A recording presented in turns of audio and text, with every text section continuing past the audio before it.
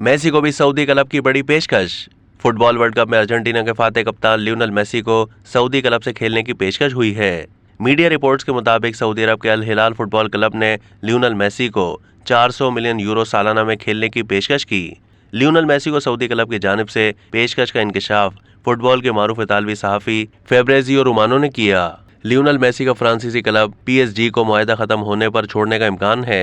इतालवी सहाफ़ी के मुताबिक लियोनेल मेसी को क्लब की जानिब से बाज़ाब्ता पेशकश की जा चुकी है।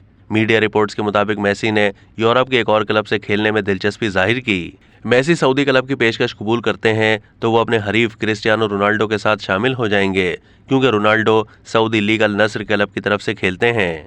वाज़ेह है कि लियोनेल मेसी ने 2021 में PSG के साथ 2 साल का मुआहदा किया था। दूसरी जानिब क्रिस्टियानो रोनाल्डो का अल नस्र से मुआहदा 2025 तक जारी रहेगा। इत्तलात के मुताबिक इस मुआहदे से स्टार फुटबॉलर को सालाना 177 मिलियन पाउंड मिलेंगे, जो कि फुटबॉल की तारीख की सबसे बड़ी तनख्वाह करार दी जाती है। अब तक के लिए इतना ही। मज़ीद मालूमात के लिए डेली जंग के YouTube चैनल को सब्सक्राइब कीजिए।